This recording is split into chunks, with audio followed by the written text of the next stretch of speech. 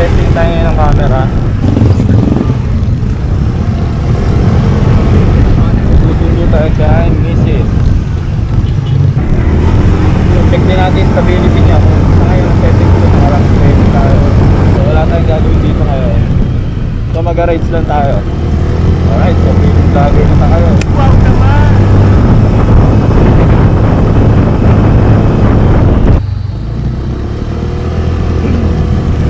Malawak yung view ng mga nakikita mo dito. Kitang-kita lahat. Siyempre, huwag natin kalimutan yung side vlog at pagkakapos. Pero malawak.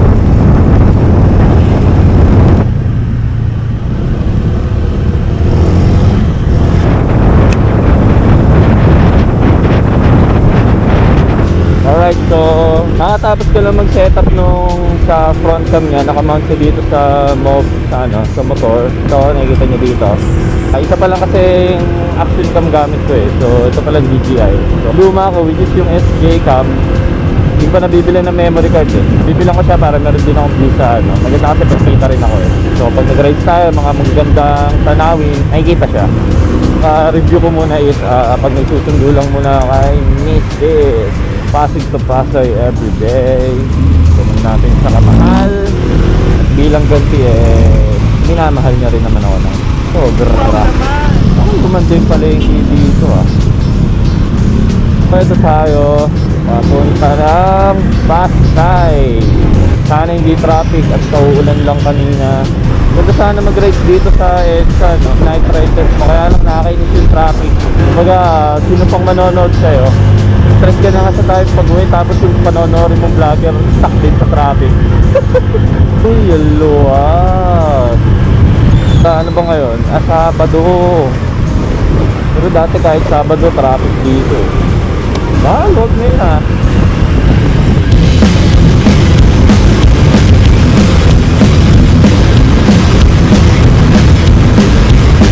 Napakasarap magmotor guys. Dati pangarap ko na talaga to. Kala ko nga wala na akong chance magka-motor. So nagkaroon ako ng motor nung nag-pandemic. Sabi ko, mahirap kasi mag-transpo nun diba? Walang tricycle, walang transpo nun. Bahay lang talaga. Unang bili ko nga e-bike. Wag po tayo ingat, lalo na sa bus. Magsisingit kayo, sisiguraduhin yung clear at bubusina kayo bago nyo gawin. Para at least aware si bus na merong overtake sa kanyang motor sa kanan, pero sa kaliwa, kung saan man niya banda marinig. At least rinig yung busina nyo, mga dalawang pitik, mga ganon. Para at least aware siya. Hindi yung basta pasok ka lang.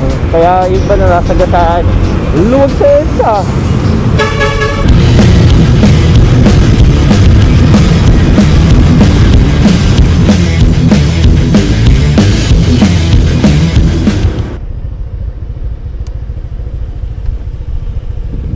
So ito ang aking Honda Click. Ayan, so 4 years na to.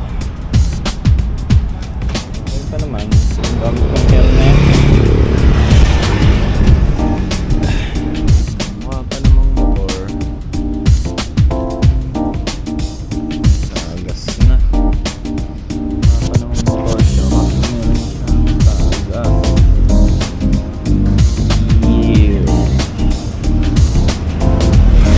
Yeah, so kanina pa ako naghihintay, 3 hours na ako nandito.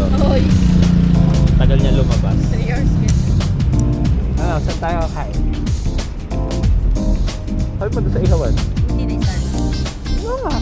Dala ko naman eh. Ha? Ano ba gusto mo? Saan mo gusto mo? Starbucks? So may Starbucks kami sa malayong lugar. Sarap.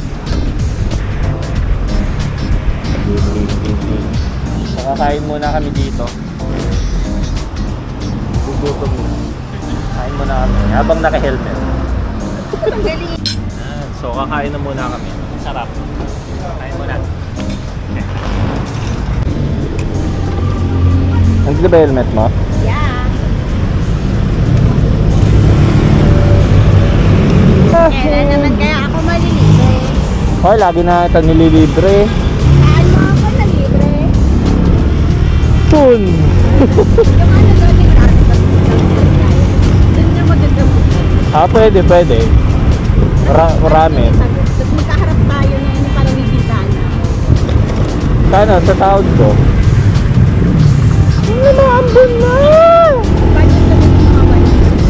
Ah. Abang wala kang mga dahil doon. Hoy, pabor naman sa'yo. Kaya ako mag-voice over. So, Pwede naman, pag sa susunod, marami na tayo subscribers, dito ka message ko lang. gawa ka ng page mo, ikaw naman yung ano, food enthusiast. Oo, lalo ka tataba.